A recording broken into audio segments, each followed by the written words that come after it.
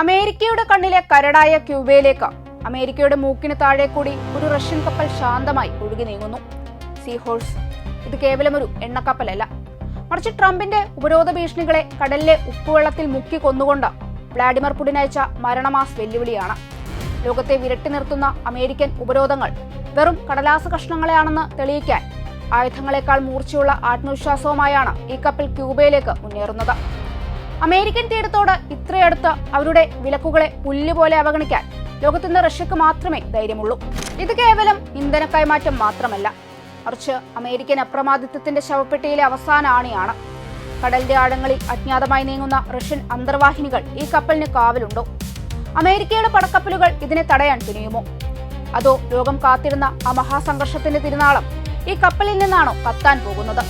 ശ്വാസമടക്കിപ്പിടിച്ച് ലോകം നോക്കി നിൽക്കുകയാണ് അമേരിക്കയുടെ അഹങ്കാരത്തിന് മേൽ റഷ്യ പടുത്തുയർത്തുന്ന ആ പുതിയ ലോകക്രമത്തിനായി.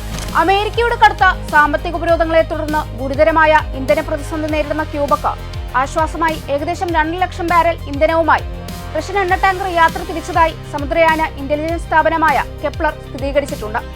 മാർച്ച് ആദ്യത്തോടെ സീഹോഴ്സ് ഹവാന തുറമുഖത്ത് എത്തുമെന്നാണ് പ്രതീക്ഷിക്കുന്നത്. കപ്പലിന്റെ യാത്ര സാധാരണ ഇന്ധന വിതരണം മാത്രമല്ല, അമേരിക്കൻ ഉപരോധ നയങ്ങൾക്ക് നേരിട്ടുള്ള രാഷ്ട്രീയ സന്ദേശമായാണ് അന്താരാഷ്ട്ര നിരീക്ഷകർ ഇതിനെ വിലയിരുത്തുന്നത്. ക്യൂബയ്ക്കെതിരായ അമേരിക്കൻ സാമ്പത്തിക സമ്മർദ്ദങ്ങൾ ശക്തമായ സാഹചര്യത്തിലാണ് റഷ്യ ഇത്തരത്തിൽ ഒരു നീക്കം നടത്തുന്നത്. ക്യൂബൻ ജനതയോട് ഐക്യദാർഢ്യം പ്രഖ്യാപിച്ച റഷ്യൻ പ്രസിഡന്റ് വ്ളാഡിമിർ പുടിൻ ഏകപക്ഷീയമായ ഉപരോധങ്ങളെ അംഗീകരിക്കില്ലെന്ന് നേരത്തെ തന്നെ വ്യക്തമാക്കിയിരുന്നു. അതിന്റെ തുടർച്ചയെന്നോണമാണ് ഈ ഒരു ഇന്ധന സഹായം എത്തിക്കുന്നതെന്ന് വിലയിരുത്തപ്പെടുന്നു. വെനസ്വേലയിൽ നിന്നുള്ള എണ്ണ വിതരണം കുറഞ്ഞതും മറ്റു രാജ്യങ്ങൾ അമേരിക്കൻ സമ്മർദ്ദത്തെ തുടർന്ന് വിതരണത്തിൽ നിന്ന് പിന്മാറിയതും ക്യൂബയിലെ ഊർജ്ജ പ്രതിസന്ധി രൂക്ഷമാക്കിയിരുന്നു. മുൻപ് ക്യൂബ ലക്ഷ്യമാക്കി പുറപ്പെട്ട ചില ഇന്ധന കപ്പലുകൾ തടയപ്പെട്ടെന്ന റിപ്പോർട്ടുകൾ പുറത്തുവന്ന സാഹചര്യത്തിൽ റഷ്യൻ പതാകയുള്ള കപ്പലിനെ അമേരിക്ക തടയുമോ എന്നതാണ് ഇപ്പോൾ ആഗോള ശ്രദ്ധാകേന്ദ്രം. അത്തരമൊരു നീക്കം നടത്തിയാൽ അത് രാഷ്ട്രീയമായും നയതന്ത്രപരമായും വലിയ സംഘർഷത്തിലേക്ക് നയിക്കുമെന്ന ആശങ്കയും ഉയരുന്നുണ്ട്. കരീബിയൻ മേഖലയെ അമേരിക്കയുടെ സ്വാധീന മേഖലയായി കണക്കാക്കുന്ന സാഹചര്യത്തിൽ റഷ്യയുടെ ഇടപെടൽ ആഗോള ശക്തി സമവാക്യത്തിൽ പുതിയ ചർച്ചകൾക്ക് വഴിവെച്ചിരിക്കുകയാണ്. ശീതയുദ്ധകാലത്തെ ഓർമ്മിപ്പിക്കുന്ന തരത്തിലുള്ള ശക്തി പരീക്ഷയാണിതെന്ന് ചില വിദഗ്ധർ അഭിപ്രായപ്പെടുന്നു. അതേസമയം ക്യൂബയിലെ ഇന്ധനക്ഷാമം കുറയ്ക്കുന്നതിന് സഹായകരമായ മാനുഷിക നീക്കമായും ഇതിനെ കാണുന്നവരുണ്ട്. ഇപ്പോൾ ലോകം ഉറ്റുനോക്കുന്നത് ഒരേ ഒരു കാര്യമാണ്: സീഹോഴ്സ് ഹവാനയിൽ സുരക്ഷിതമായി നങ്കൂരമിടുമോ എന്നത്.